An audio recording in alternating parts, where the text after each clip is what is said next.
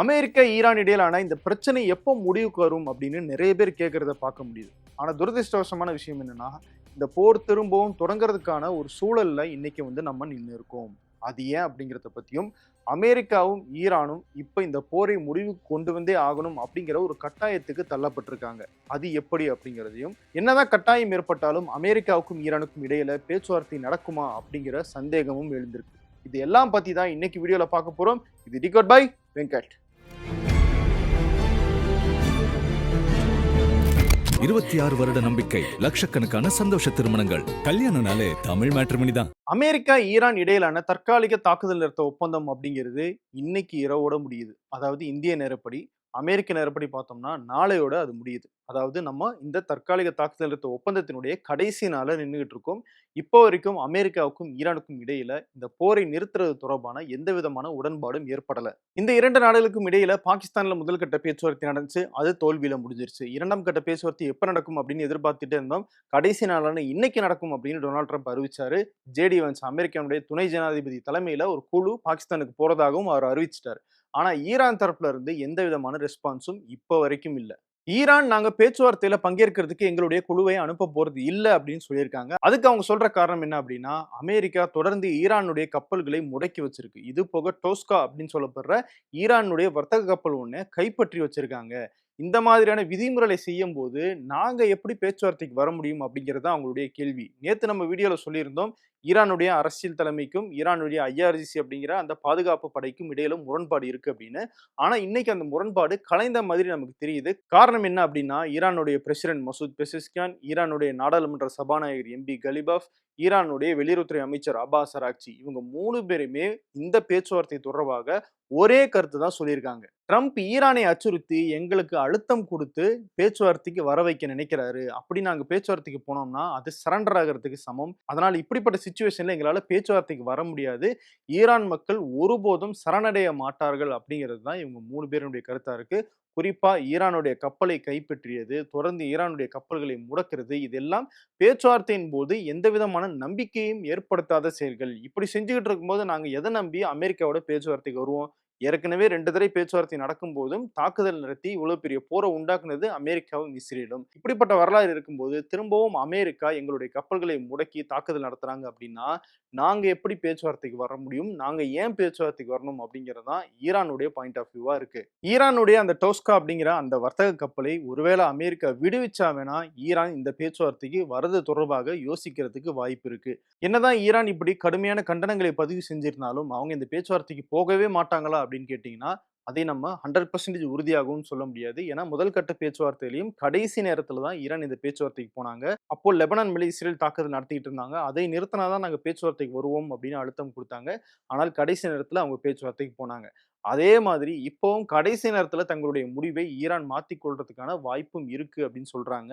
ஆனால் அதுக்கு ஈரானுடைய அரசியல் தலைமை மட்டும் முடிவெடுத்தா போதாது. ஈரானுடைய ஐஆர்ஜிசி அப்படிங்கிற அந்த ராணுவ பாதுகாப்பு படை அவங்களும் முடிவெடுக்கணும் அப்படிங்கிறது தான் இப்ப ஈரான்ல இருக்கிற நிலைமை. ஆனா ஈரானுடைய ஐஆர்ஜிசி படையினர் எங்களுக்கு சரியான மரியாதை கொடுக்காம, அமெரிக்கா இந்த தாக்குதலை எல்லாம் நிறுத்தாம, நாங்க இந்த பேச்சுவார்த்தைக்கு வர முடியாது. போரை தொடங்கணும்னா தொடங்குங்க. அதை எதிர்கொள்றதுக்கு நாங்க தயாராக இருக்கோம் அப்படின்னு திரும்பவும் அவங்க ஒரு மிரட்டல குடுத்திருக்காங்க. இந்த இடத்துல ஈரான் பண்ண ஒரு ஸ்ட்ராட்டஜிக் மிஸ்டேக், ஒரு தவறான யுக்திய பத்தி நம்ம பேசியே ஆகணும். தாக்குதல் நிறுத்த ஒப்பந்தம் கையெழுத்தானதுக்கு பிறகும் ஈரான் இந்த ஸ்ட்ரெய்ட் ஆஃப் ஹோர்முஸை திறக்கல. ஈரான் அந்த ஸ்ட்ரெய்ட் ஆஃப் ஹோர்முஸை திறக்கல அப்படின்னா, நாங்க ஈரானுடைய துறைமுகத்துக்கு வந்து போகிற எந்த விதமான கப்பல்களாக இருந்தாலும் அதை நாங்க முடக்குவோம் அப்படின்னு அமெரிக்கனுடைய கடற்படையும் முடக்கத்துல ஈடுபட ஆரம்பிச்சாங்க. இந்த காலகட்டத்துல தான் இஸ்ரேலுக்கும் லெபனானுக்கும் இடையில தாக்குதல் நிறுத்த ஒப்பந்தம் கையெழுத்தாகுது. 10 நாட்களுக்கு நாங்க லெபனான் மேல தாக்குதல் நடத்த மாட்டோம் அப்படின்னு இஸ்ரேல் சொன்னாங்க. இப்ப அதை மீறி தாக்குதல் நடத்திக்கிட்டு இருக்காங்க. அது வேற விஷயமாக இருந்தாலும், இந்த தாக்குதல் நிறுத்த ஒப்பந்தம் கையெழுத்தாயிருச்சு அப்படிங்கிற தகவல் வந்த உடனே ஈரான் அவங்க கொடுத்த வார்த்தையை காப்பாத்துற மாதிரி நாங்க இந்த ஸ்ட்ரெய்ட் ஆஃப் ஹோர்முஸை கம்ப்ளீட்டாக திறக்கிறோம் அப்படின்னு அறிவிக்கிறாங்க. அதுதான் ஈரான் செஞ்ச ஸ்ட்ராட்டஜிக் மிஸ்டேக். ஸ்ட்ரெய்ட் ஆஃப் ஹோர்முஸை திறக்கிறது அப்படிங்கிறது உலக நாடுகளுக்கு நல்லது. குறிப்பா இந்தியா போன்ற நம்மளுக்கெல்லாம் ரொம்ப நல்லது. ஆனா ஈரானுடைய பார்வையில பார்க்கும்போது அது ஒரு ஸ்ட்ராட்டஜிக் மிஸ்டேக். என்ன ஸ்ட்ராட்டஜிக் மிஸ்டேக் அப்படின்னா, அமெரிக்கா ஈரானுடைய கப்பல்களை முடக்கிற வேலைய கைவிடாம ஈரான் அந்த ஸ்ட்ரெய்ட் ஆஃப் ஹோர்முஸை திறந்தது தான் ஈரான் செஞ்ச தப்பு. நாங்க ஸ்ட்ரெய்ட் ஆஃப் ஹோர்முஸை திறக்கிறோம். ஆனா அதுக்கு முன்னாடி அமெரிக்கா எங்களுடைய கப்பல்களை முடக்கிறத நிறுத்தணும் அப்படின்னு சர்வதேச அளவுல ஒரு டிமாண்டை ஈரான் வச்சிருந்தாங்க அப்படின்னா, அந்த இடத்துல ஈரானுடைய கை ஓங்கி இருக்கும். இப்ப என்ன ஆகி போச்சு, ஈரான் அந்த ஸ்ட்ரெய்ட் ஆஃப் ஹோர்முஸை திறந்தாங்க. அமெரிக்கா அதே நேரம் ஈரான் கப்பலை முடக்கிறத நிறுத்தல. அதனால நாங்க திரும்பவும் குளோஸ் பண்றோம் அப்படின்னு அந்த ஸ்ட்ரெய்ட் ஆஃப் ஹோர்முஸை ஈரான் மூடியிருக்காங்க. சரி, மூடுறதுனால என்ன பிரச்சனை அப்படின்னு கேட்டீங்கன்னா, இப்ப சர்வதேச அளவுல இருக்கிற எல்லா நாடுகளுமே ஸ்ட்ரெய்ட் ஆஃப் ஹோர்முஸ்ல எந்த விதமான தடையும் இல்லாம போக்குவரத்தை ஈரான் அனுமதிக்கணும் அப்படிங்கிற வலியுறுத்தல செய்ய ஆரம்பிச்சிருக்காங்க. இது முன்னாடியே பிளாக் ஆகி தான் இருந்துச்சு. அதுக்கு காரணம் அமெரிக்கா அப்படிங்கிறதும் உலக நாடுகளுக்கு தெரியும். ஆனா ஈரான் அதை திறந்துட்டு மூடுனதன் மூலமாக ஈரான் தான் இப்ப அடம் பிடிக்கிறாங்க. அது மட்டும் இல்ல, பேச்சுவார்த்தைக்கு வரமாட்றாங்க அப்படிங்கிற ஒரு பிம்பத்தை உலகம் முழுக்க அமெரிக்கா கட்டமைச்சுக்கிட்டு இருக்கு. எந்த அளவுக்கு அப்படின்னா, இப்ப ரஷ்யா தரப்புல இருந்தும் எப்படியாவது பேச்சுவார்த்தைக்கு போங்க, திரும்பவும் தாக்குதலை தொடங்கிறாதீங்க அப்படின்னு ஈரான் தரப்புல வலியுறுத்தப்பட்டதாகவும் செய்தி வருது. அப்ப அமெரிக்கா மட்டும் அங்க கப்பல்களை முடக்கிக்கிட்டு இருக்கே, அது தப்பு இல்லையா அப்படின்னு உங்களுக்கு ஒரு கேள்வி வரலாம். கரெக்ட் தான். ஆனா உலக நாடுகளுக்கு அது முக்கியமான விஷயமே கிடையாது. ஏன்னா அமெரிக்கா முடக்கிக்கிட்டு இருக்கிறது ஈரானுடைய கப்பல்களை மட்டும் தான். ஆனா ஈரான் முடக்கிக்கிட்டு இருக்கிறது உலக நாடுகள் எல்லாருடைய கப்பலும். சோ அதனால ஆட்டோமேட்டிக்காக இப்ப ஃபோக்கஸ் ஈரான் பக்கமாக திரும்புது. ஒரு அழுத்தம் ஈரானுக்கு இந்த இடத்துல ஏற்படுது. அதனால தான் நான் தொடக்கத்திலேயே சொன்னேன், ஈரான் இந்த பேச்சுவார்த்தைக்கு போகணும். அதன் விளைவாக போரும் முடிவுக்கு வரணும் அப்படிங்கிற ஒரு அழுத்தம் இப்போ ஈரானுக்கு ஏற்பட்டிருக்கு அப்படின்னு. இதையெல்லாம் தாண்டி இந்த பேச்சுவார்த்தை நடக்கிறதுல இவ்வளவு பிரச்சனைகள் ஏற்படுறதுக்கு காரணம் யார் தெரியுமா? அமெரிக்க அதிபர் டொனால்ட் ட்ரம்ப் தான்.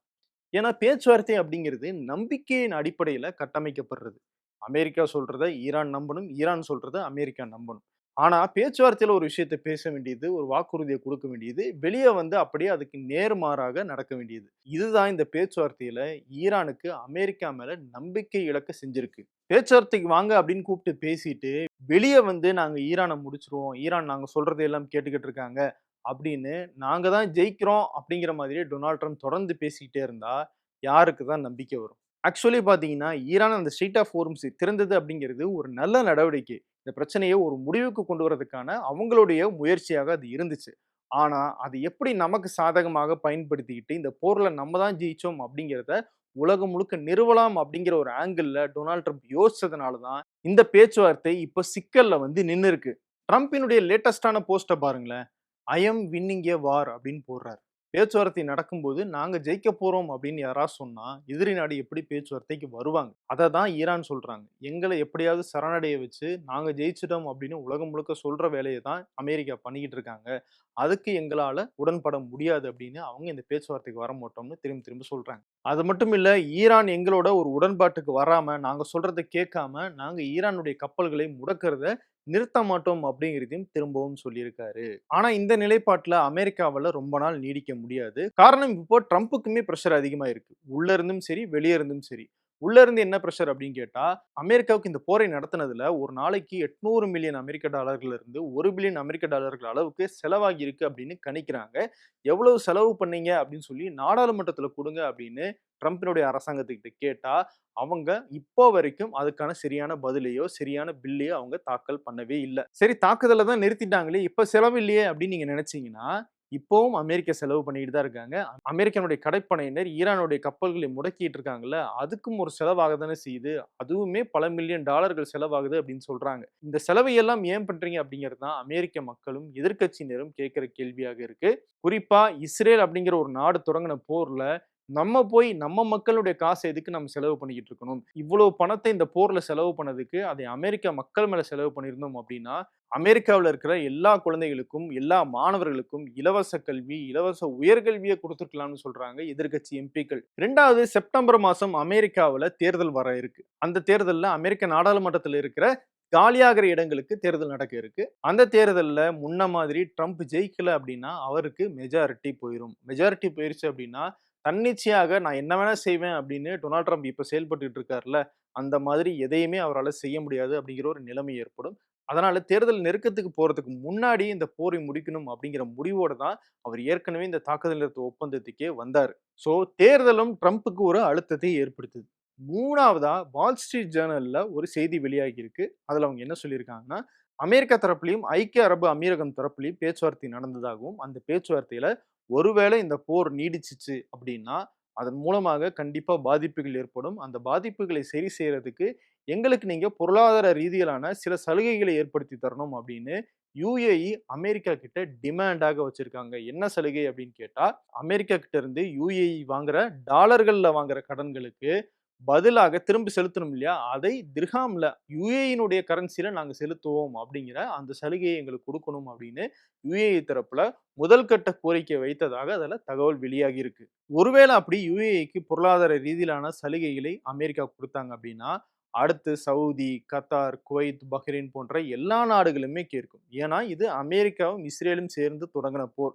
1970கள்ல கல்ஃப் வார் நடந்துச்சு. அந்த போர் அப்படிங்கிறது கல்ஃப் நாடுகளுடைய போராக இருந்துச்சு. அதுல அமெரிக்கா உதவி செஞ்சது அப்படிங்கிறதுனால, இந்த கல்ஃப் நாடுகள் எல்லாம் சேர்ந்து அமெரிக்காவுக்கு பணம் குடுத்தாங்க. இப்போ இது அமெரிக்காவும், இஸ்ரேலும் சேர்ந்து நடத்தின போரு. அதுல நாங்க பாதிக்கப்பட்டிருக்கோம். அப்போ நீங்க தானே எங்களுக்கு சலுகை குடுக்கணும் அப்படிங்கிறது தான் யுஏஇனுடைய பாயிண்ட் ஆஃப் வியூவாக இருக்கு.